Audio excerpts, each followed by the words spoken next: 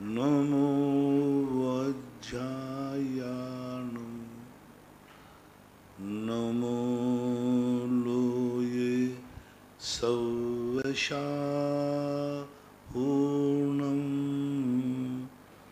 पंच परमेष्टि भगवान की जय। आचार्य श्री गुरुवर कुंद कुंद महाराज की जय।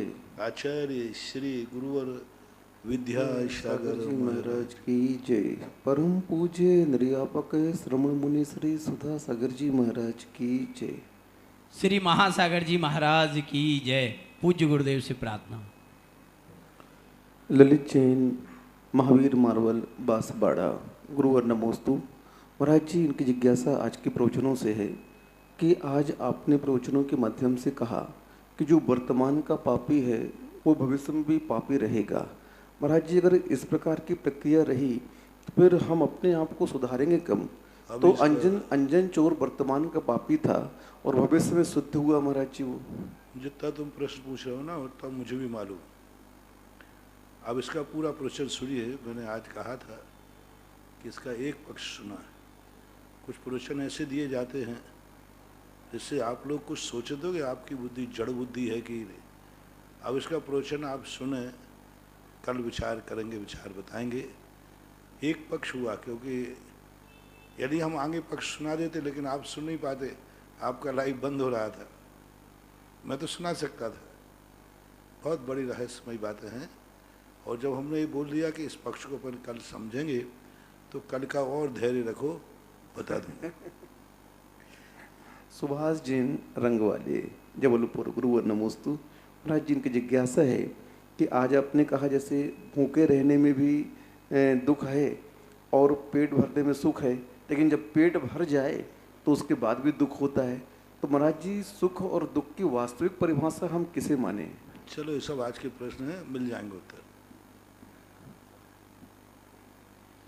प्रियांशु जैन तेंदुखेड़ा नमो गुरुवर नमोस्तु। महाराज जी, इनकी जिज्ञासा है कि जैन धर्म का इतिहास ऋषभदेव से प्रारंभ होता है कि इसके पहले भी जैन धर्म का कोई इतिहास था? जैन धर्म वस्तु स्वरूप धर्म है। जब से दुनिया है सबसे जैन धर्म है। जैन धर्म अपर नाम दुनिया का स्वरूप, 6 द्रव्य 7 तत्व 9 पदार्थों का जो स्वरूप है वही वास्तविक स्वरूप है। इसलिए जैन धर्म कोई व्यक्ति का चलाया हुआ धर्म नहीं है। जैन धर्म शाश्वत प्रवाहमान है, अनादि अनंत काल है। एक सृष्टि की व्यवस्था जो है उस स्वरूप को बताता है। ना तो महावीर हैं ना ऋषभदेव हैं, ये तो इनके एक प्रकार के शरण में आए हुए जीव थे, इनका कल्याण हुआ। जैन धर्म इन्होंने नहीं चलाया, ये जैन धर्म की शरण में आकर जिनेंद्र बन गए। जिनेंद्र से जैन धर्म नहीं चलता, जिन धर्म से जिनेंद्र बनते हैं। जिन धर्म तो अनादि अनंत काल से है। ये बात अलग है कि जब से जिनेंद्र होते आए तब से जैन धर्म है, जब से जैन धर्म है तब से जिनेंद्र होते आए। इसका उदाहरण ऐसा है, जिनेंद्र पहले कि जैन धर्म पहले, वही वाली बात है। बीज पहले कि फल पहले, बीज पहले कि वृक्ष पहले, कौन पहले है? वृक्ष और फल के बिना बीज नहीं, बीज के बिना फल वृक्ष नहीं। तो ये अनादि अनंत काल की दोनों श्रृंखला हैं, इसका आदि और अंत नहीं है। अभिषेक जैन भैंस देही जिला बैतूल गुरुवर नमोस्तु। महाराज जी, पूछ रहे शांति धारा में शूल रोग, कुच्छी रोग और अच्छी रोग जो आता है, इसे हम कौन से रोग कहते हैं? ये कुक्षी रोग होता था एक पहले, अभी भी होता है, जो बहुत वेदना करता है। और इनके स्थानों से जो रोग होते हैं वो प्राण घातक स्थान रोग होते हैं। तो ये पुराने नाम हैं, आज इनके नाम दूसरे बदल गए हैं। कुक्षी रोग होता है, जैसे पेट का कैंसर है, अल्सर है, ये सब कुक्षी के रोग कहलाते हैं, ऐसा मानना चाहिए। वैभव काला सूरत गुरुवर नमोस्तु। महाराज जी, पूछ रहे हैं कि जब जो गंधोदक बनता है भगवान का, तो क्या गंधोदक बनने के उपरांत में इसकी एनर्जी धीरे धीरे घटती जाती है क्या? क्यों नहीं घटती? कोई भी चीज़ होती है धीरे धीरे वो समय व्यतीत होता है, थोड़ा बहुत तो कम पड़ता ही है। थोड़ा बहुत कम पड़ता है, एकदम नहीं समाप्त होता। चहक दे विदिशा गुरुवर नमोस्तु। और ये पूछ रहे हैं कि जो भगवान के जन्म के समय में रत्न वृष्टि होती है, तो क्या वो तीर्थंकर जहाँ जन्म लेने वाले हैं उसी महल में होती है या पूरे नगर में होती है, और उसका जो रत्न होता है वो फिर बाद में कहाँ जाता है? जो भगवान जहाँ जन्म लेते हैं उस महल के आंगन में रत्न वृष्टि होती है, और वो रत्न वहाँ के आने वाली पब्लिक उसको उठा के ले जाती है। इतना निश्चित है कि वो राजकोष में नहीं जाता, इतना निश्चित है कि वो महल में बरसते हैं। राजन जैन मेरठ गुरुवर नमोस्तु। महाराज जी, इनकी जिज्ञासा है कि आलोकाकाश में काल द्रव्य के अभाव में परिणमन कैसे होता है? अखंड चीज जो होती है उसमें एक छोर पे परिवर्तन होने पे कांटा अपने पैर में लगता है, दुख पूरे शरीर में होता है। कांटा पैर में ठिब्बा लगता है, आंखों में आंसू आ जाते हैं। तो जब एक अखंड चीज होती है तो एक स्थान पर परिवर्तन होने पर पूरे में होता है। जैसे किसी ने किसी जीव को हाथ से मारा, लेकिन कर्म का वन तो पूरे शरीर पूरी आत्मा में होगा। मात अकेले जो हाथ में आत्मा के प्रदेश है उन्हीं ने तो मारने का काम किया, लेकिन चूंकि आत्मा अखंड है तो वह संपूर्ण परिवर्तन होता है। क्योंकि आकाश द्रव्य अखंड है, तो जो यहाँ काल द्रव्य है वह जो परिणमन करता है वो संपूर्ण आकाश द्रव्य में परिणमन होता है। अशोक जैन बेंगलोर गुरुवर नमोस्तु। महाराज जी, अष्टमी और चतुर्दशी के दिन श्रावक को कौन कौन से ग्रंथ का स्वाध्याय नहीं करना चाहिए? श्रावकों के संबंध में कोई मना ही नहीं है, क्योंकि सिद्धांत ग्रंथ तो श्रावकों को वैसे ही मना कर दिए गए कि सिद्धांत ग्रंथ श्रावक नहीं पढ़ते। बाकी प्रथमान योग आदि रहे, प्रथमान योग हैं, चरणान योग हैं, श्रावकाचार्य हैं, इनके लिए जब तुम्हें टाइम मिले तब पढ़ रहे हो, यही तुम्हारी मेहरबानी है। जया चौधरी भारत हल्ली बेंगलोर गुरुवर नमोस्तु। महाराज जी, ये बोल रहे हमने अत्स्य क्षेत्र नारी जी के मनुस्मृतनाथ भगवान के दर्शन प्राप्त हुए। अब इनकी जिज्ञासा है कि अत्स्य भगवान जो भूगर्भ में प्रकट होते हैं वे कहाँ से हुए और किस परिस्थिति? अनादिबंध जो प्रकृतियाँ कुछ ऐसी हैं अभववादी को, जो अनादिकाल से बनती आई, अनंत काल तक बनती रही। आज तक अपनी अपेक्षा लेने में तो 4 घातिया कर्मों का 8 का घातिया कर्म, 7 कर्म, 7 ले लो या 8 ले लो या 4 ले लो, ये कर्म अनादिकाल से मूल प्रकृति रूप बनते आए, अभी तक बन रहे हैं।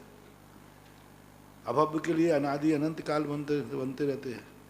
शादी बंध, ध्रुव बंध और अध्रुव बंध है। ध्रुव बंध वो कहलाता है जो प्रकृतियाँ, कुछ प्रकृतियाँ ऐसी हैं जो ध्रुव बंधी हैं, निरंतर बनती रहती है, उनका बंध कोई ना कोई चलता रहता है। मूल रूप से सभी प्रकृतियाँ ध्रुवबंदी हैं आयु कर्म को छोड़कर, और कुछ प्रकृतियाँ ऐसी हैं उत्तर प्रकृतियों में ध्रुवबंदी हैं जिनका बंध होता है, गति है, कोई ना कोई गति निरंतर बनती रहती है। और अध्रुव बंध है, कुछ देर बंधी और फिर छूट गई, फिर बनने लगी, कभी बन जाती है कभी नहीं बनती। जैसे गोत्र है, 7 आवेदनी है, नाम कर्म कुछ प्रकृतियाँ हैं, कभी बनती हैं कभी नहीं बनती, ऐसा। आदि कुमार जैन बंड नागपुर गुरुवर नमोस्तु। महाराज जी पूछ रहे कि आदिनाथ भगवान के 100 पुत्र थे, 2 पुत्रियां थीं, तो उन्होंने पुत्रों को तो राज्य बांट दिया।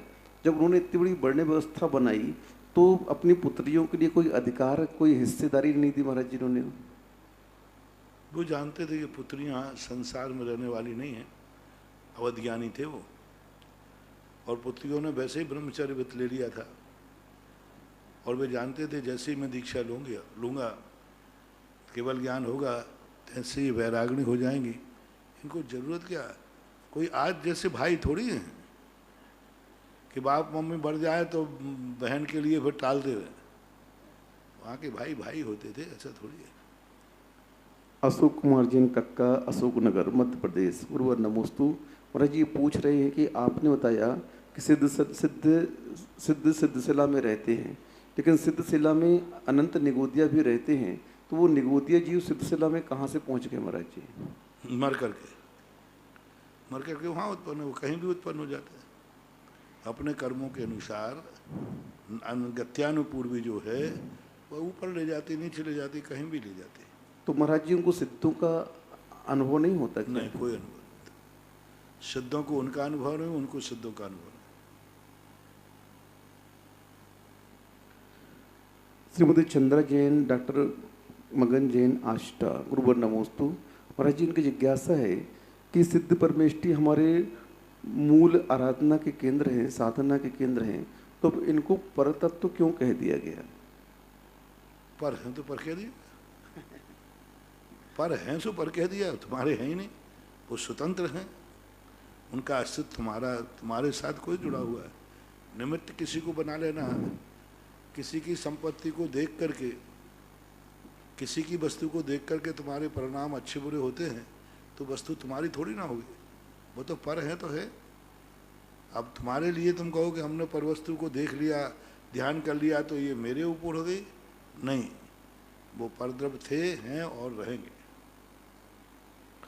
सुषमा जैन छतरपुर, गुरुवर नमोस्तु।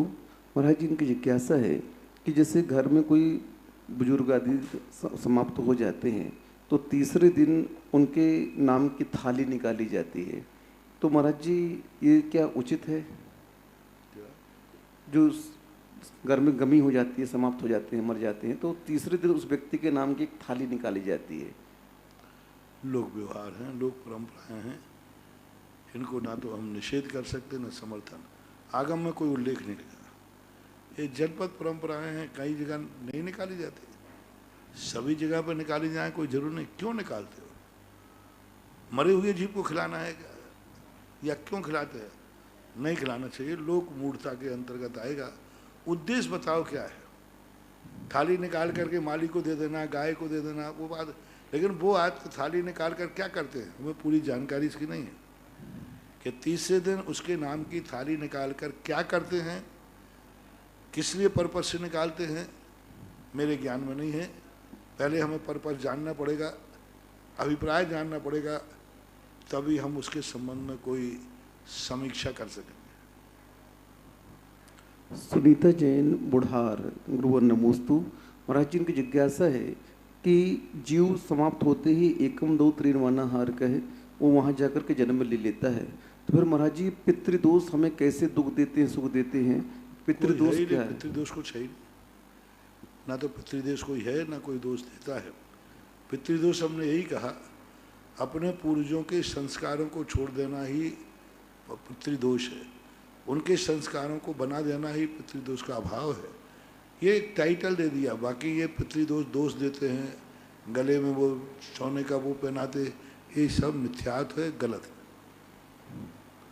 ब्रह्मचारी आरती जैन साहेबपुर, गुरुवर नमोस्तु। महाराज जी, इनकी जिज्ञासा है कि भोग पुण्य फल हो एक इंद्री, क्या इसमें लाली, कुतवाली दिन चार वही फिर खुरफा अरुजाली, इसका अर्थ क्या? 12 भावना की पंक्तियां हैं।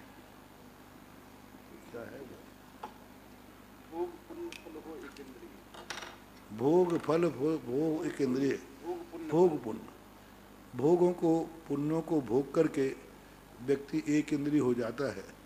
स्वर्ग को ध्यान में रखकर कहा है कि यहाँ व्यक्ति पुण्य से जाता है, तह तय छावर नरे विषय चाह दावान दहो, मरत विलाप करत दुख सहो, ऐसे दुख सहन करके तह तय चय थावर तन धरो, यूँ परिवर्तन पूर्ण करो।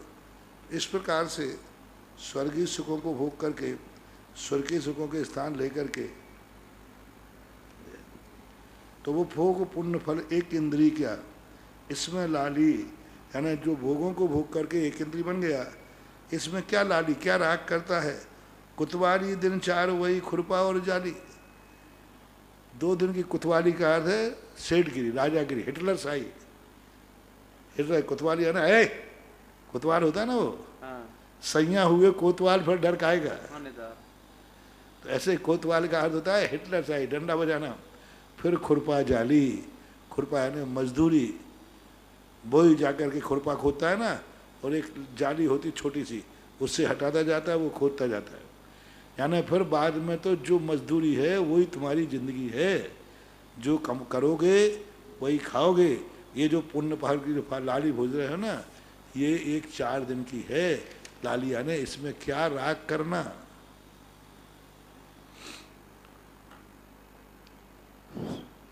सौरभ जैन सिरसागंज, गुरुवर नमोस्तु।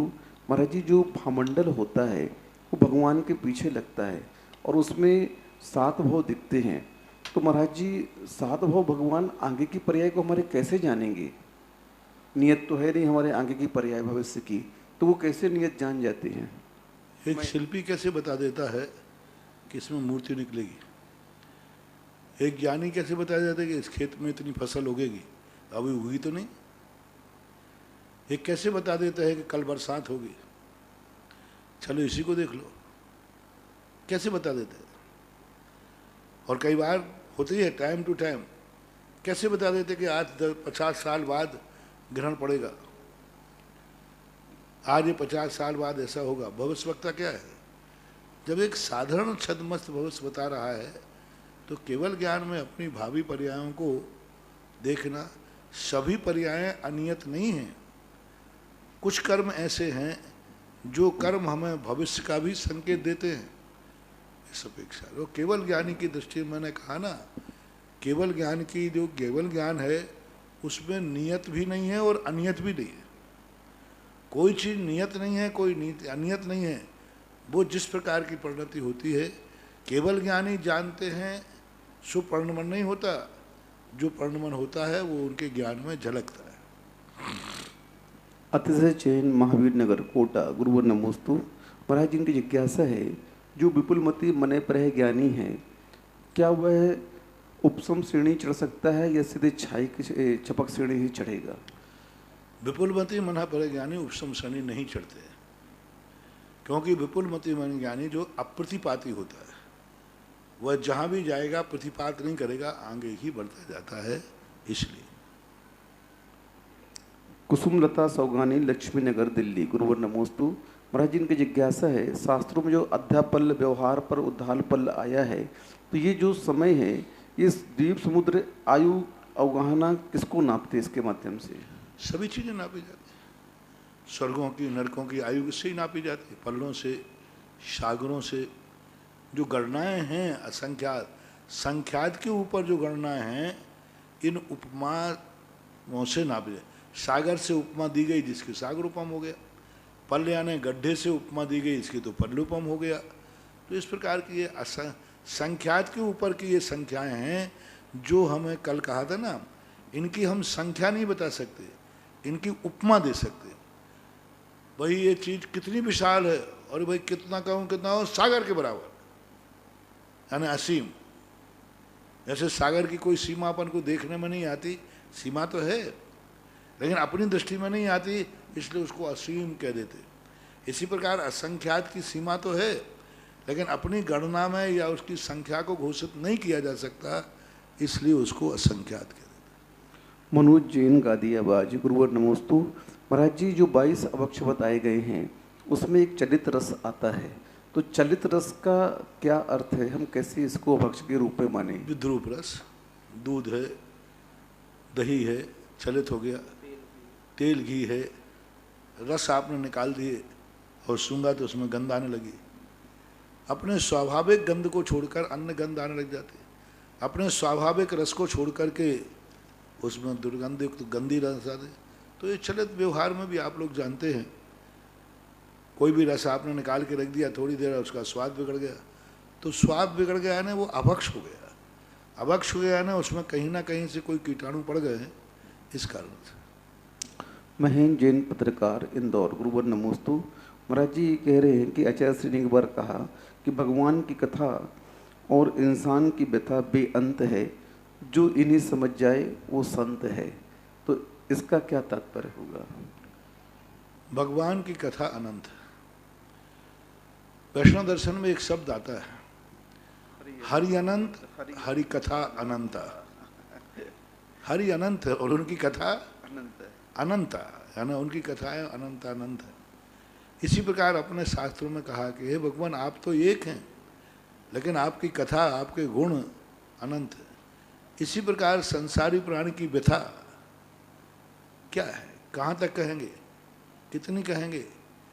यदि हम तुम्हारी व्यथा सुनने बैठ जाए ना, तो आप तो कभी अंत तो लोगे ही नहीं।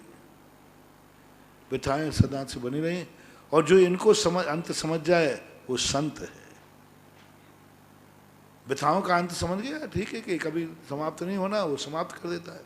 भगवान की कथा को वो अंत कर देता है, पूर्ण जान देता है, पूर्ण जान लेता है। अनंत गुण है भगवान आपके पास और अनंत गुणों को वो स्वीकार कर लेता है तो वो संत कहलाता है। ऐसा अभिषेक जैन मोदी भेजते ही गुरुवर नमोस्तु। महाराज जी, इनकी जिज्ञासा है कि साधुओं के लिए एक दिन पूर्व मर्यादा के बने हुए आहार को दे सकते हैं क्या? तो कई आहारों की मर्यादा 24 घंटों की होती है। काय को उपद्रव में पाल रहे हो इन सब चीजों में? तुरंत बनाओ, तुरंत दो। जितना करोगे उतना ही लंपटता है, उतना ही साधु को दुख है। आप अभी मैं कह देता हूँ कि हाँ लड्डू है, पूड़ी है, ये है, इनको 24 घंटे तो तुम वो बना के रख लोगे कल, और कल तुम चलाओगे फिर, तो हमारी आफत हुई है। मत करो, तुरंत जो ताज़ा भोजन है वही सही है। साधु को ज़्यादा मत पाड़ो इन चक्रों में। ये जितनी तली हुई वस्तुएं होती हैं तुम दे रहे हो फायदे के लिए, महानुभाव मान जाओ, मान जाओ। साधु को बहुत नुकसान होता है, बहुत नुकसान होता है। तुम लोग अपनी भावना व्यक्त कर रहे हो, तुम्हारी भावना में तो पवित्रता है, इसमें कोई संदेह नहीं है। तुम्हारी भावना बहुत अच्छी है, इसमें कोई संदेह नहीं है, लेकिन साधु की हालत बहुत खराब होती है। तली हुई चीज़ों को, तली हुई चीज़ हैं और ये सब मोदक हैं, मिठाइयाँ हैं, ये सब किंचित मात्र भी फायदा नहीं है। किंचित मात्र फायदा, कोई फायदा है ही नहीं। ठीक है, ब्लड प्रेशर लो हो जाए तो बात अलग है, घोल के नमक पिला दियो। शुगर लो हो जाए तो घोल के शक्कर पिला दियो। तो वो तो किस में आ गई? औषधि में, दवाई। वो तो बाकी ये सब करने से कोई फायदा नहीं है।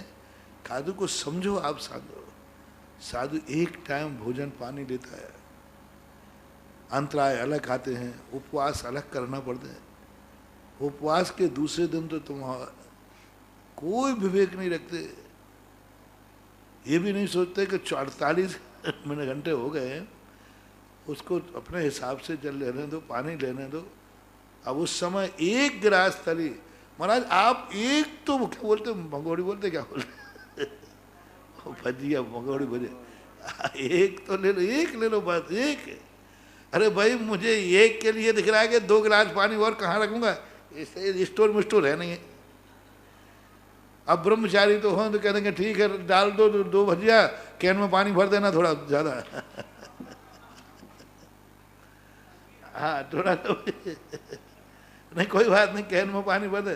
क्यों आज पानी ज़्यादा क्यों लाए, पूरे 2 भजिया। अब साधु की हालत बहुत, देखो कुचित खजाजत कोई बात होती है, एक अनुराग बात, इन सब। इसलिए मैं तो मर्यादा नहीं बताऊंगा, मैं तो यही कहूँगा ताज़ा बनाओ, ताज़ा खिलाओ और ताजे रहो, ताजगी रहो, बस यही है। महाराज जी, आप ऐसा मना कर रहे हैं, साधुओं को ऐसा आहार नहीं करना चाहिए, और जबकि हमारे तीर्थंकरों ने तो गरिष्ठ आहार किया, क्षीरान्न का भोजन। कहाँ राजा भोज, कहाँ गांगू तेली। वे तीर्थंकर महाराज हैं, उनको तो क्या फर्क पड़ने वाला। उनको ना तो कुछ गर्मी चढ़ती है, ना उनको कोई बीमारी होना है, ना कुछ होना हो। वे तो भाई अच्छा चलो, मैं सबसे वादा करता हूँ जिस पर्याय में मैं तीर्थंकर बनूंगा उस दिन तुम जो खिलाओगे वो खाऊंगा, बस। जय हो, जय हो। बस उस समय का उस समय की कसर अभी तो मत निकालो, अभी तो हल्का हार। जितना ज़्यादा हल्का हार होगा, स्वच्छ दो, शुद्ध दो, हल्का दो। और सही में मायने में यदि सही शुद्ध, हम किसी चीज़ की मना नहीं कर रहे, लेकिन कोई चीज़ मर्यादित हो। और क्योंकि इससे तुम बताओ मुझे, तला भजिया लिया, तली हुई तिल से लाभ क्या है, तुम लाभ बता दो मुझे। चलो तुम्ही से पूछता हूँ, तुम्हारे घर बता दे भाई, तू बता दे, अपनी बीबी से पूछ के बता देना, तू बता दे भाई। तुम तो बता दो, तली हुई चीज जिसे तुम कहते हो, भजिया है, पपड़ी है, कुछ भी है, थोड़ी तो रुचि बन लाभ जाए। क्या होता है? ये रसना हिंदी के अलावा तुम छोकरे बताओ रहे, तुम लोग जो बैठे हो, रुचि बन जाए थोड़ी। लाइफ वाले बताओ क्या लाभ बताना, तुम ज्ञानेंद्र बताओ। बस लाभ बताना। देखो स्वाद के लिए नहीं, वो तो फिर मैं जानता हूँ, स्वाद के लिए तो पता नहीं क्या क्या चीजें अच्छी लगती हैं, कोई लाभ नहीं। वो चीज दे दो जो जिससे लाभ हो, साधु की साधना में लाभ हो, साधु का स्वस्थ रहे। मैंने एक शराबी से पूछा, मैंने कहा भाई तू इतना बता दे मुझे कि शराब में लाभ क्या है और कैसी लगती है? अच्छी लगती है? अरे महाराज जी कड़वी लगती है। लाभ क्या है? बोले कोई लाभ नहीं। फिर पीते क्यों? और यूं यूं कितनी चीजें हैं जो आप लोग खाते हो, मैं उस सबसे पूछता रहता हूँ भाई इसमें लाभ बता दो। कोई लाभ दिख जाता है तो फिर मैं उसको मना नहीं करता, लाभ ही नहीं है कोई। मात्र रसना इंद्री का जरूर थोड़ा से चटोनियाँ बढ़ जाता है, हाँ महाराज, उससे ये हो जाता है थोड़ा ज़्यादा खा लेते हैं। रुचि जागृत करने के लिए कोशिश करते हैं। हाँ, रुचि जागृत करने के लिए ज़्यादा खा लेते हो, तो ज़्यादा खाना भी नुकसानदायक है। हम लोग सबसे बड़ी समस्या हम लोगों के पास होती है पानी की, क्योंकि पानी को 24 घंटे निकालना है और सदा मौसम एक सा होता नहीं। एक कुआर का महीना है, गर्मी से ज़्यादा खतरनाक है। अब आप तो कह रहे हो महाराज जी 1 गिलास ले लो, अब 1 गिलास के लिए मुझे 2 गिलास 24 घंटे पानी कहाँ से एक्स्ट्रा लाऊं? बोलना पूरा है और पसीना तो कभी कम करते ही नहीं है तुम्हें, बोलना भी पूरा है, सब सामायिक भी करना है आवश्यक, उनमें कमी ला नहीं सकता। इसलिए बहुत सिंपल, साधु को ऐसा भोजन दो जो 24 घंटे उसका मन प्रफुल्लित रहे, उसकी साधना में प्रमाद नहीं आए। सादा जीवन, उच्च विचार, ऐसा। वेद चंदेन पत्रकार, छत्तीसगढ़, पेंड्रा रोड।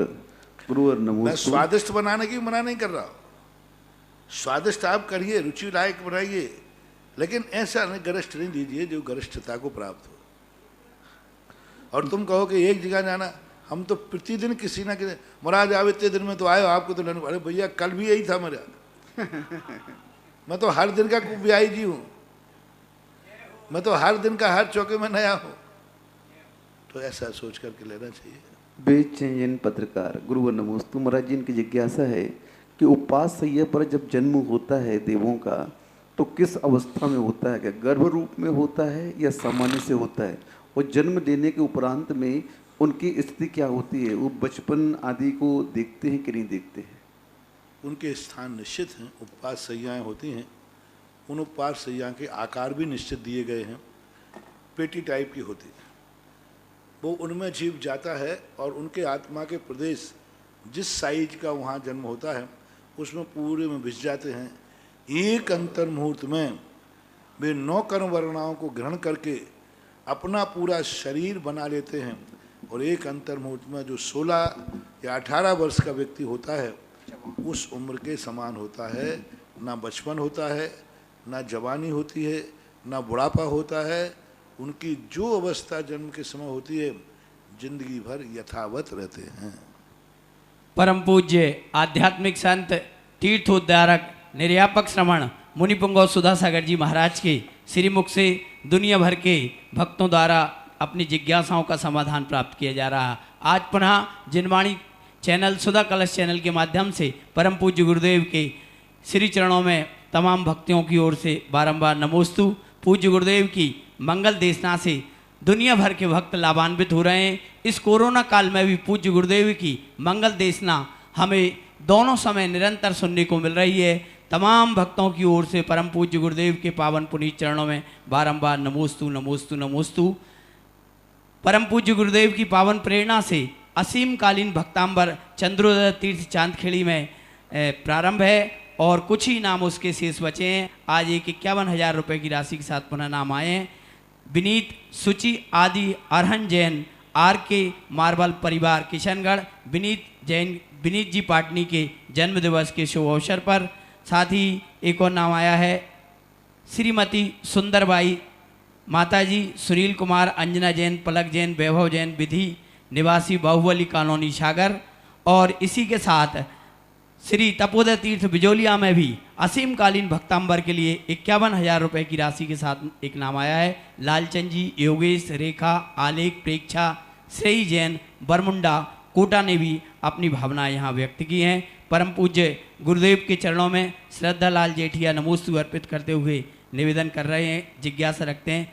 हे गुरुदेव, आपने अपने प्रवचनों में कहा कि तीर्थंकर की पूजन करने वाला तीर्थंकर, भगवान की पूजन करने वाला भगवान और पत्थर को पूजने वाला पत्थर बनेगा, तो यह कैसे संभव है? क्योंकि पत्थर तो निर्जीव है। कृपया समाधान करें। क्योंकि पत्थर को पूज रहा है ना, तो पत्थर निर्जीव कहाँ है? वो एक इंद्रिय बन जाएगा। यदि पत्थर को पत्थर मान के पूजोगे तो एक इंद्रिय बन जाओगे, और पत्थर को आप जो मान के पूजोगे वो बन जाओगे। जैसे पत्थर को आपने भगवान मान के पूजा तो भगवान बनोगे। पत्थर को यदि पत्थर ही मान के पूजोगे कि हम तो पत्थर की ही पूजा करेंगे तो पत्थर बन जाओगे। सीधी बात, सिद्धांत है। जो जिसकी आराधना करता है एक दिन वो उसी को प्राप्त हो जाता है। कहते ना, जाकी रही भावना जैसी, सो देखी मूरत तिन तैसी। आप जिसको रिस्पेक्ट दोगे, सम्मान करोगे, वही चीज़ तो तुम्हें प्राप्त होगी। ऐसा अमित जैन, नसीराबाद, पूज्य गुरुदेव के चरणों में नमोस्तु अर्पित करते हुए जिज्ञासा रखते हैं। हम कोरोना काल में अपनी अंतर भावना को दबाते हुए अभिषेक नहीं कर पा रहे, लेकिन मन में दो विकल्प रहते हैं। प्रथम, सधर्मी भाइयों से गंधोदक लेना। दूसरा, गंधोदक नहीं लेते तो हम गुरुवाणी पर झूठा सिद्ध करेंगे। कृपया समाधान दें, ऐसी स्थिति में क्या करें? कोरोना काल में गंधोदक नहीं ले, अभिषेक नहीं कर पा रहे, तो एक विकल्प ये है कि हम गंधोदक ले लें, लेकिन कोरोना के डर के कारण गंधोदक नहीं ले रहे। कोई दोष नहीं ले रहे। इस समय ऐसी चीज को मत छुओ। हालांकि विश्वास मेरा है गंधोदक से कभी वायरस पैदा बढ़ेगा नहीं। कोरोना वाला भी गंधोदक लेके जाएगा तो भी वो गंधोदक में वो जल गंधोदक कभी छुआछूत का नहीं बनेगा। आज तक नहीं बना, मैंने प्रैक्टिकल करवाया। लेकिन फिर भी आज मेरा यही कहना है, अपन कोई रिस्क ना उठाएं, क्योंकि आज वो विशुद्धि परिणाम नहीं है जिस विशुद्धि परिणाम से पहले लोग गंधोदक लेते थे। वह विशुद्धि परिणाम नहीं है जिस विशुद्धि से राजा कोटि भट्ट श्रीपाल ने गंधोदक लिया। वह परिणाम नहीं है जो मैना सुंदरी की भावनाओं में था। इसलिए पहले तो लोगों ने कैसे कैसे शेर की म्याद में चले गए, उनको जलेबी खिला के आ गए। तो महाराज जी मैं चला जाऊँ, एक बार मेरे से कहा, महाराज जी वो शक्ति बताओ मैं जू में जाकर के शेर को जाके खिलाऊँ। मैंने कि मत जाना, तुम्हें वो खा लेगा, क्योंकि तुम्हारी वो विशुद्धि नहीं है, तुम्हारा वो परिणाम नहीं है, वो रिस्क नहीं लेना। क्योंकि हमने क्रिया तो देखी है, लेकिन क्रिया के प्रति जो विशुद्धि भाव है वो नहीं देखा। धनंजय कभी में सांप काट लिया तो भी वो जाकर के बच्चे को नहीं लगा, ठीक हो गया। तो तुम ऐसी गलती मत करना, क्योंकि तुम्हारी दृष्टि उतनी विशुद्ध नहीं है। वो तो इतने लीन थे कि उनको पता ही नहीं था कि बेटा किसको काटा किसने, वो तो अपनी भक्ति में लीन रहे। आज वो विशुद्धि का अभाव है। आज हमें हर चीज़ पे सावधान रहना है, अन्यथा कई लोग शक्तिमान जैसा, सुबह चर्चा यही चल रही थी, बताते एक शक्तिमान कोई पिक्चर आई, कई बच्चे कूद के मर गए, कई बच्चे मरे। वो पिक्चर में नाटक था, पिक्चर में जो कुछ भी होता है सब नाटक ही होता है। यथार्थ मत मानना, यथार्थ बिल्कुल भी नहीं मानना। वहां सब, और पिक्चर की नकल तो कभी करना ही नहीं, क्योंकि वहां कोई सत्य है ही नहीं, उसका नाम है माया। पिक्चर टाकीज को माया स्तर भी बोलते हैं। छल कपट मायाचार के अलावा एक भी चीज। अब वो गाड़ी लेकर के ऐसी नदी पार कर देता कूद करके, तो मत कर लेना, बीच में डूब जाओगे। तो इसी प्रकार से हमें दोनों चीजें देखना है। उतनी विशुद्धि परिणाम आज हो तो सब कुछ संभव है। इसलिए आज मैं यही करूँगा कि आप सावधान रहिए और सावधानी पूर्वक लीजिए। ऐसे गंधोदक आदि, अभी जैसे मैं गंधोदक देता था, मैं नहीं देना बंद कर दिया। पहले सिर पर लगा देता था, आज 6 महीने हो गए मैं लगभग किसी को सिर पर नहीं लगा रहा हूँ। डालना है तो यूं डाल देता हूँ छुटका सा। तो ये अब वर्तमान की स्थितियां हैं, देख के चले। अगली जिज्ञासा ऑडियो के माध्यम से। नमोस्तु गुरुवर, नमोस्तु गुरुवर, नमोस्तु गुरुवर। रमेश गदिया, गांधीधाम। गुरुवर, कल रात को मैं एक किसी प्रतिष्ठित पंडित जी का, जो जयपुर में बहुत बड़े पंडित कहलाते हैं और वो मिथ्या मार्ग के पंडित है, बहुत बड़े पंडित हैं, और उनका मैं एक यूट्यूब पे प्रवचन सुन रहा था। गुरुवर, वो कह रहे थे कि ज्ञान चाहिए तो ज्ञान सिर्फ पंडितों में होता है और पंडितों के अलावा ज्ञान नहीं होता है, और पंडित बन जाओगे। और ज्ञान में अपने संबोधन कर रहे थे अपने शिवरार्थियों को, अपने क्लास में, क्योंकि ऑनलाइन क्लास चला रहे हैं वो आजकल, तो वो कर रहे थे कि पंडित बनो तुम, पंडित बन के 1000 पंडित बना दूंगा मैं तुमको, यहाँ भेज दूंगा, यहाँ भेज दूंगा। और उसके बाद जो मुनियों के लिए बोले कि मुनि तो क्या है, पीछे कमंडल के लायक है, बाकी आज की वर्तमान काल में एक भी मुनि ऐसा नहीं है जिसमें इतना ज्ञान और विद्वान हो। गुरुवर, मैं इतने दिन तो यही समझता था कि हमारे गुरुजी ऐसे ही बोलते हैं, थोड़ा बहुत उनको वो होगा द्वेष भाव। और गुरुवर, कल मेरी श्रद्धा बिल्कुल मजबूत हो गई कि कितने बदमाश है ये सारे पंडित, और कैसा भाव करते हैं कि वर्तमान में कोई भी ज्ञानी मुनिराज नहीं है। मेरे मन में तो आया कि मैं उनको फ़ोन करके बोलूं कि आ जाओ हमारे सुधा सागर जी और आचार्य साहब के सामने बैठ जाओ, फिर देखता हूं कैसे हो। गुरुवर, मुझे कोटि कोटि नमोस्तु करते हैं। आज आप पे गर्व हो रहा है कि गुरुवर सही कहते थे आप। मैं ऐसे सोचता था कि गुरुजी तो ऐसे ही बोलते हैं, उनको क्या है, कभी कभी बोल देते भाव बेस में आकर, पर गुरुवर कल मुझे पता चल गया। नमोस्तु नमोस्तु नमोस्तु। अच्छा हुआ मेरा शिष्य पुनः लौट के आ गया। अच्छा रहा कि मिथ्या दृष्टि ने सुधार दिया। हाँ, कभी कभी होता है कि जैसे कब व्यक्ति नहीं मानते हैं तो अपन कहते हैं ना कि उसको वहाँ देखा। जैसे हमने कहा था ना कि जो भगवान से नहीं सुधरता है रात्रि भोजन महाराज, तो हम कहते शुकर दर्शन कर लो। शुकर दर्शन से सुधर जाता है। कम से कम तुम मिथ्या दृष्टि को समझ तो पाए, और तुम्हारी दृष्टि में खुद आ गया कि वो मिथ्या दृष्टि है। हमें तो 1978 में आ गया था कि ये सब मिथ्या दृष्टि बदमाश है। पहले उनसे बोलो कि वे तो बिना बाप के हैं, पंडितों की परंपरा ही नहीं होती, ये अमर बेल के समान होते, इनकी परंपरा नहीं होती। हमारे जैनागम में मुनियों की तो परंपरा है, पंडित की कोई परंपरा नहीं होती। ये तो पंडित, यदि शब्द पूछा जाए तो पंडित शब्द ही ये चोरी किया हुआ है। शिवकोटि महाराज ने मुनिराज को पंडित कहा है, गृहस्थ को कहीं पंडित लिखा ही नहीं, कहीं नहीं लिखा शास्त्रों में। ये तो दादागिरी से छीन लिया, हम लोगों ने कोर्ट केस नहीं किया। पंडित और ये मुमुक्षु शब्द सब मुनियों के शब्द हैं। और ये लोग पंडित लोग, क्योंकि इनके पास ना तो ये तो बिना बाप के बेटे क्या होते हैं मुझे पता नहीं, अब मैं बोलूंगा तो गड़बड़ हो जाएगा। ये लोग बिना बाप के बेटे को क्या कहते हो आप, जो अपने बाप को ही नहीं बता पाए। इनसे पूछो कि मुनिराज यदि तुम्हारे गुरु नहीं है तो तुम्हारे गुरु कौन है? चलो भाई 1-2 गुरु के नाम बता देंगे, उनके गुरु कौन है? कौन गुरु है? और जो उनकी गुरु परंपरा नहीं है वो वैसे ही मानना चाहिए जिनके बाप नहीं है। बाप को बता नहीं सकते कि मेरा बाप कौन है।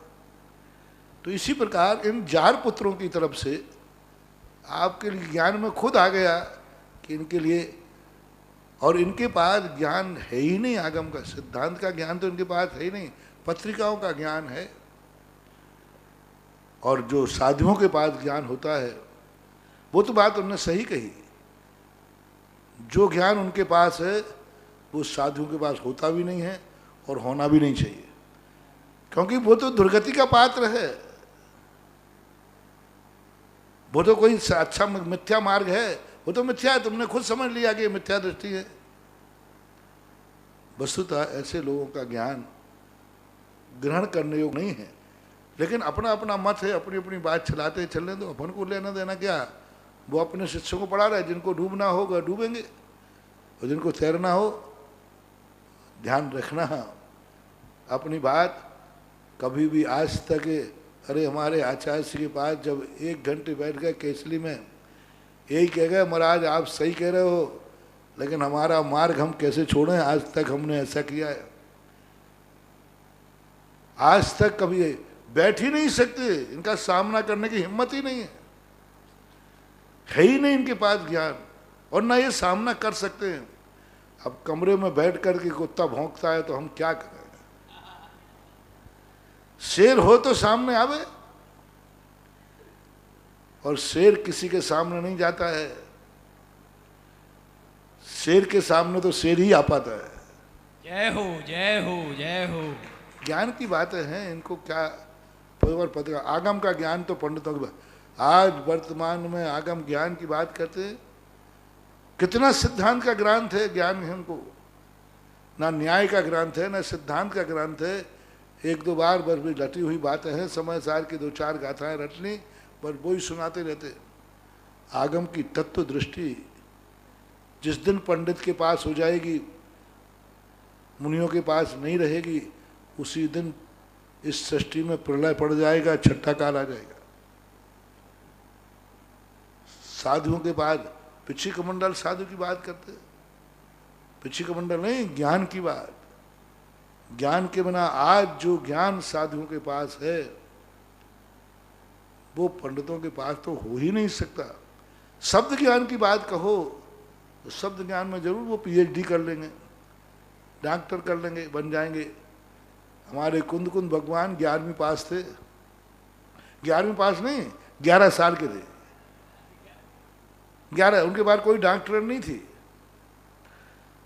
अब देखो पंचम काल के मुनि कुंद कुंद भगवान थे, तो कुंद कुंद भगवान को भी उन्होंने उसी कोटि में ले लिया,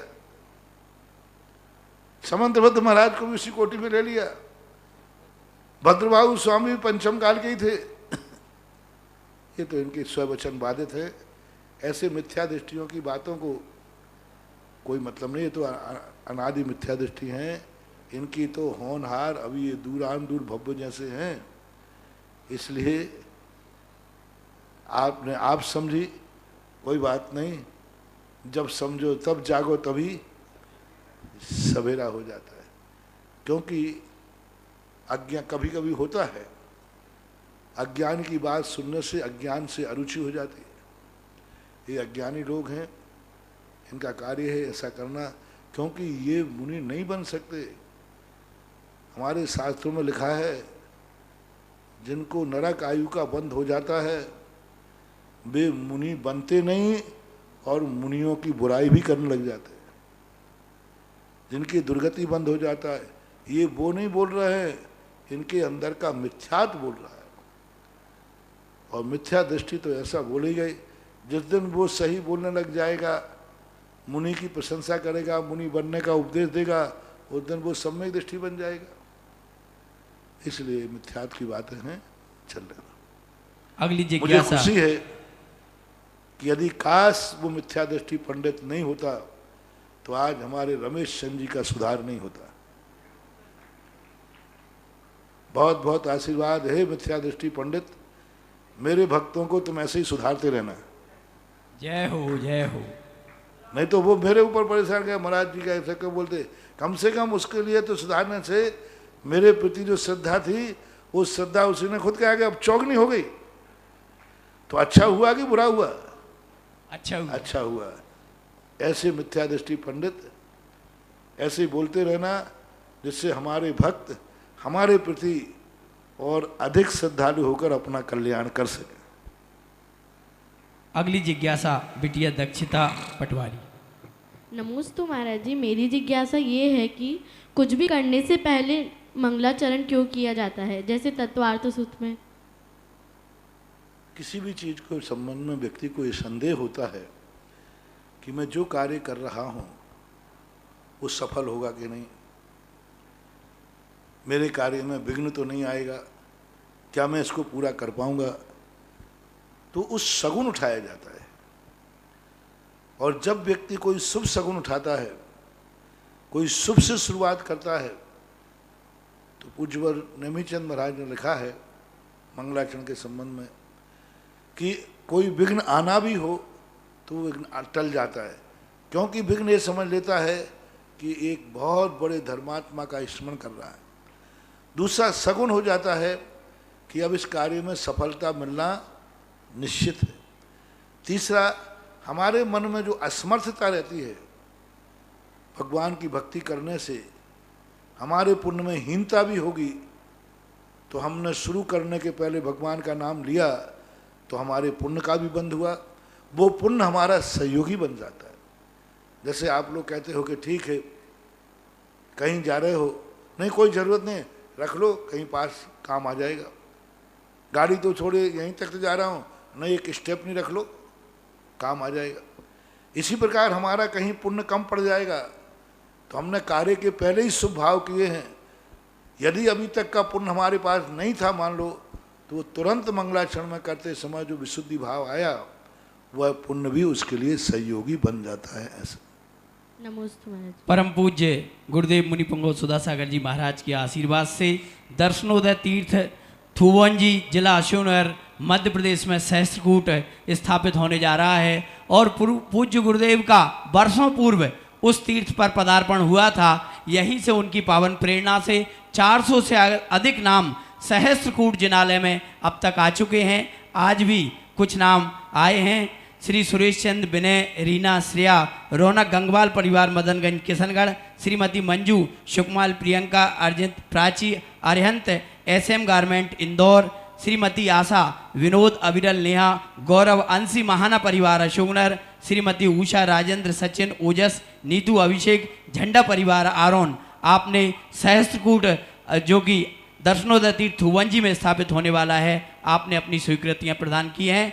साथ ही श्री तपोदय तीर्थ बिजौलिया में जो असीमकालीन भक्तांबर चल रहा है उसके लिए भी श्री सरदार मल जी, सुनील, अर्चना, शपन, सलोनी, चंद्रवतीगंज, फतेहाबाद से एक स्वीकृति आई है। यहाँ परम पूज्य गुरुदेव के शुभ आशीष से विशाल सहस्त्रकूट की स्थापना हो रही है। यहाँ तपोदय तीर्थ में भी जो अपने नाम प्रेषित करना चाहें या दर्शनोदय तीर्थ में अपने नाम प्रेषित करना चाहें वे अपने नाम यहाँ भेज सकते हैं। आइए अगली जिज्ञासा के लिए, अगली जिज्ञासा अक्षय जैन, हाथरस। परम पूज्य गुरुदेव के चरणों में बारंबार नमोस्तु। गुरुदेव, जाप करने से हमारी कसाएं किस हद तक कम हो सकती हैं, कृपया समाधान करें। जाप करने से कसाएं तो समाप्त भी हो सकते हैं, कम तो क्या, ये जो तुम्हारे ऊपर आश्रित है, कहीं जाप ही कसाई के लिए दे रहे हो तो अब कहाँ से कम होगी। रावण जाप ही दे रहा था कसाई के लिए। 90% लोग जो जाप देते कसाई के लिए देते। किसी को निपटाना हो तो हे भगवान और अंतरम आज उसका संपट स्वाहा हो जाए, अब कसाई के लिए दे रहे हो। कोई मान के लिए दे रहे हैं, साहब मेरा मान रहना चाहिए, मेरी इज्जत बढ़ना चाहिए। कोई माया में लोभ के लिए तो 90% जाप दे रहे हैं। अब बोलो लोभ के लिए दे रहे हैं सब लोग जाप, हमारा व्यापार चल जाए, हमारा ये हो जाए, हमारा ये हो जाए। तो अब तुम खुद ही कसाय बढ़ाने को दे रहे हो तो जाप क्या करेगा। और जाप के लिए यदि तुम्हारा लक्ष्य है कि नहीं मैं भगवान का नाम जिस मुख से ले रहा हूं, इस मुख से आज के बाद गाली नहीं निकालूंगा, भगवान का नाम मैंने लिया है, मैं मान मायाचारी नहीं करूंगा, तो ये तो आपके लक्ष्य के ऊपर आश्रित है, आपकी भावना के ऊपर आश्रित है। जाप तो एक निमित्त है। माचिस की काड़ी तुमने ली है, अब ये निर्णय आपको करना है। आप पूछो महाराज माचिस की काड़ी से कहाँ तक कल्याण लाभ हो सकता है। अरे भाई ये तो आपके ऊपर है। दीप जलाओगे तो प्रकाश ही प्रकाश है और आग लगाओगे तो नाश ही नाश है। अब माचिस की काड़ी से दीप जलते कि आग लगती है, ये किसके हाथ में है। बस जाप एक माचिस की काड़ी है। चाहो तो तुम दीप जला लो, चाहो तो दुनिया में आग लगा लो, क्योंकि भगवान के नाम पर जाप करके भी लोगों ने उस जाप से पाप को पाने का भाव किया है और इसी जाप दे करके लोगों ने अपने कर्मों की निर्जा करके कल्याण भी किया है। जाप एक रिजर्व बैंक का नोट है, वहाँ से निकला है तुम्हारे सहयोग के लिए। चाहो तो तुम उसको पाप में लगा दो और चाहो तो तुम उसको दान में लगा दो, फैसला आपके हाथ। अगली जिज्ञासा ऑडियो के माध्यम से। परम पूज्य 108 निर्यापक श्रमण मुनि पुंगव सुधा सागर जी महाराज के श्री चरणों में मिश्रीलाल गदिया ज्ञानोदय परिवार का नमोस्तु नमोस्तु नमोस्तु।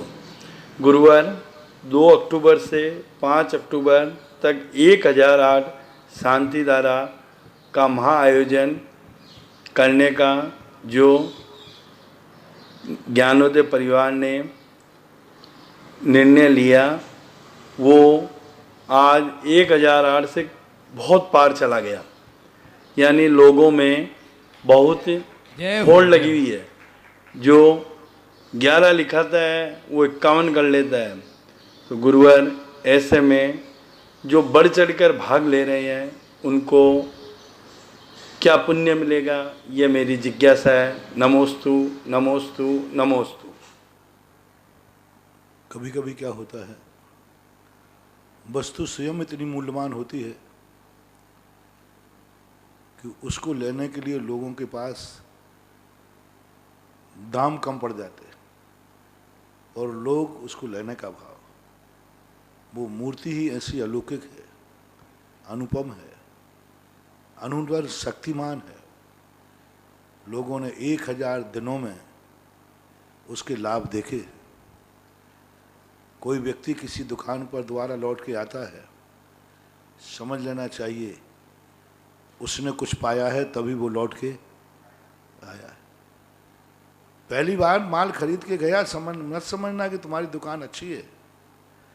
ग्राहक द्वारा लौट के आवे, और सबसे अच्छी दुकान वो मानी जाती है कि दुकान बंद रहने पर वो बाजार से बिना माल लिए चला जाएगा, लेकिन दूसरी दुकान से नहीं लेगा। बोले माल तो लूँगा तो इसी दुकान, तो उससे उसकी सीआर पता चलती है क्या है। और आज तुम्हारे 1000 दिनों के अंदर इस मूर्ति ने जो चमत्कार दिखाए, लाखों लाखों लोगों की जो जिंदगी में चमत्कार किए हैं, जय हो, वो जय हो। चमत्कार का ये 1000वां दिन आभार का रूप में है। जय हो, जय हो। इनमें तो बहुत सारे लोग वो हैं जिन्होंने कहा महाराज जी 1000 मुझे ना ज्ञानोदय के सुब्रत नाथ नागमन वो दिया है जो मैं कभी जिंदगी में नहीं पा सकता था। कई लोग ऐसे हैं जिन्होंने ये कहा मेरी जिंदगी ही ज्ञानोदय तीर्थ क्षेत्र की है, मेरा जीवन ही ज्ञानोदय तीर्थ क्षेत्र का है, नहीं तो मेरी जिंदगी नहीं थी। कई लोगों ने कहा आज जो मेरे पास है 1000 साल में 1000 दिनों में जो लोगों ने पाया उसकी चर्चाएं लाखों लाखों लोगों पर पहुंच चुकी हैं। और वो सारे बहुत सारे लोग तो इतने खुश होकर रहे, मेरे आराध्य, मेरे उपकारी, मेरे रक्षक भगवान का 1000 दिन हो रहे, एक एक व्यक्ति 100 शांति धारा करा रहा है। क्या मामला है? 100 शांति धारा कराने वाले कम से कम 4 से 5 नाम आ चुके हैं, जो कह रहे हैं कि उस 1000 में दिन में मेरी 100 शांति धारा कराओ, 5 दिनों के अंदर 100 बार मेरा नाम लिया जाना चाहिए और 100 शांति धारा मेरी तरफ से। जय हो, जय हो, जय हो। अब एक व्यक्ति को एक शांति धारा ठीक थी, 100 शांति धारा कराने का मतलब क्या है? क्या मतलब? उसके पुण्य की, उसका आनंद देखो, यानी वो भगवान के उत्सव में कितना आनंदित हो रहा है। कोई तो एक शांति धारा कराने में ही सोचते हैं, देख हाँ साहब सोचेंगे, हाँ कई लोग ऐसे करना पूछना कि भाई शांति धारा कराओ भगवान का 1000 में देना। अब सोच रहे हैं थोड़ा सा घर में सलाह कर लो एक शांति धारा को। उनकी भावना देखो, जो छप्पड़ फाड़ करके दे रहे हैं, छप्पड़ फाड़ कर बोला एक नहीं 100 शांति धारा करिए मेरी। तुम एक की बात करो, अपने तरफ से आगे होकर 100 शांति धारा नाम। अभी सुकान भैया बता रहे थे 4 से 5 नाम ऐसे आए जिन्होंने 100 शांति धारा कराने का मन बनाया। जय हो, जय हो। तो ये और बड़े आह्लाद के साथ, कोई किसी को ऑनलाइन है, कोई किसी को ज़्यादा वो तो जा नहीं सकता, अपने आप उत्साह से। मान लो सामने आवे तो अपन कहो कि चलो जबरदस्ती कर रहे हैं, चलो करे। ये तो ऑनलाइन पे अपने आप लोगों के भाव हो रहे, परिणाम हो रहे हैं। आज जो व्यक्ति भगवान के 1000वें दिवस पर उत्साह दिखा रहे हैं, कल उनका यही पुण्य, जिस उल्लास के साथ उन्होंने ये कार्य कर रहे हैं, वही उनकी खुशियों में कभी ये काम आएगा जब वे अपना काम 1 गुना करना चाहते हैं और काम उनका 100 गुना होगा। वो भावना भाएंगे कि हमारा ये काम 1 गुना हो जाए, और जब देखेंगे तो 100 गुना हो गया, तो फिर आकर के भी बताना मुझे कि महाराज मैंने 1 गुना सोचा था, ये 100 गुना कैसे हो गया। तो फिर हम कहेंगे कि 1 शांति धारा करना थी, तुमने 100 शांति धारा क्यों करवाई। ये तो बीज है, ये तो बीज है। जितना गुना बोगे उतने से कई गुना काटोगे। एक समाज में एक बहुत बड़ा उत्साह है। मुनि सुब्रत नाथ के जब 1000 वर्ष सुना, 1000 दिन सुने, 1000 दिन उनको भूगर्भ से निकले हुए, सारी दुनिया के सामने आए हुए, 1000 साल वेदी पर विराजमान हुए जो दुनिया ने देखा, तो हर व्यक्ति के मन में ऐसा उल्लास आ रहा है, ऐसा उल्लास जैसे कभी सांगानेर की मूर्तियों को निकलने की सुनते हैं ना, जय हो जय हो, जैसे चांदखेड़ी की मूर्ति के लिए इंतजार कर रहे लोग, वो मूर्ति कब भूगर्भ से निकलेगी। जय हो जय हो। ध्यान रखना, इतने बार सांगानेर की मूर्ति निकल चुकी। लोग कह रहे थे महाराज जी इस वर्ष तो बहुत कम रहेगा, मामला ठंडा है, और विरोधी बहुत ज्यादा थे,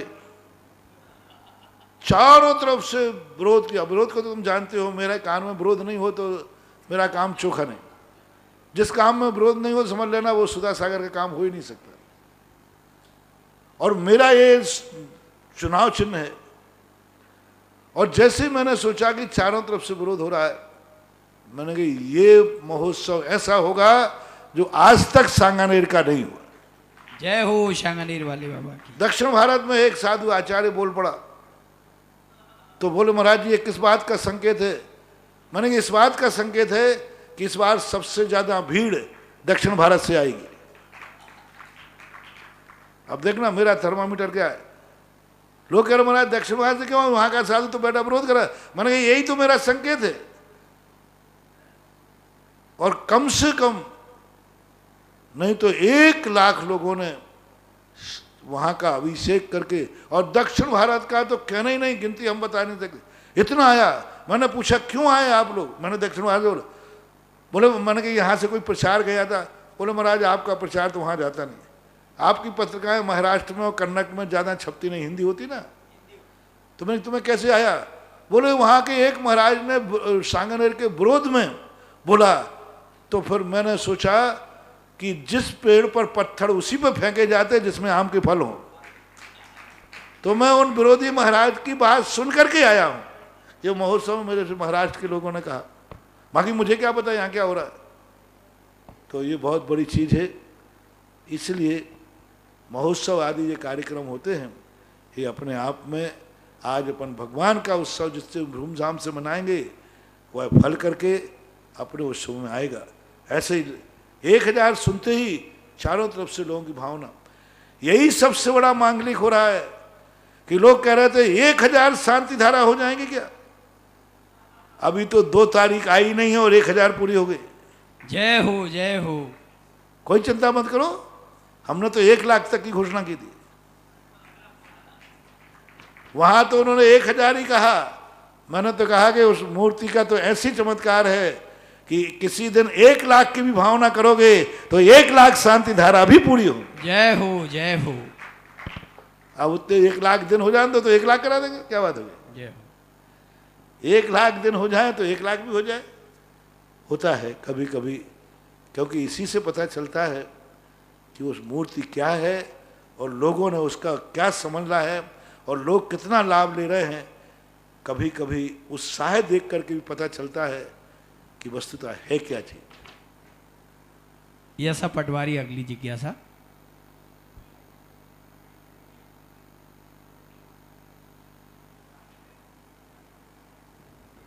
नमोस्तु महाराज जी। महाराज जी हम ऐसा पढ़ते हैं कि मूर्ति में मूर्तिमान के दर्शन करो, तो हमको किस प्रकार वो करने चाहिए। मूर्ति तो एक पाषाण का आधार है। जिस भगवान की मूर्ति होती है उनके गुणों का चिंतन करना, उनके यथार्थ स्वरूप का चिंतन करना। जैसे सपोज कीजिए आपके घर में कोई फोटो लगी है जो वो जा चुके हैं, किसी दादा की, दादी माँ की कोई लगी है, उस फोटो को देख करके, देखते तो तुम फोटो को है, लेकिन याद किसकी आती है? जिनको देखा होगा। वो दादी मान ली, दादी को तुम देख रहे हो तो वो दादी याद आएगी, देख रहे फोटो को देख करके, लेकिन आपको उनकी शक्ल, उनका आकार, उनके गुण, उनकी प्रतिभा वो स्मृति में आती है। और फोटो नहीं देखोगे तो शायद नहीं आए। इसी प्रकार भगवान को देख करके जो भगवान की ओरिजिनल शक्ति है, जो उनकी चैतन्य रूप शक्ति है, जो वो थे, उनका स्मरण आना ही मूर्ति से मूर्तिमान की ओर जाना कहलाता है। नमोस्तु महाराज। इस तरह से आज के जिज्ञासा समाधान पूरा हुआ। आज की आहारचर्या कराने का सौभाग्य श्रावक श्रेष्ठी श्री चांदमल जी, प्रभु दयाल जी, वर्धमान जी, प्रकाश जी, ठग परिवार को मिला था। उन्हें आरती करने का सौभाग्य मिलेगा। आइए हम सब जिनवाणी स्तु करें। जावाणी के ज्ञान ते सूजे लोकालोक, सोवाणी मस्तक धरूं सदा देत हूँ दो। हे जिनवाणी भारती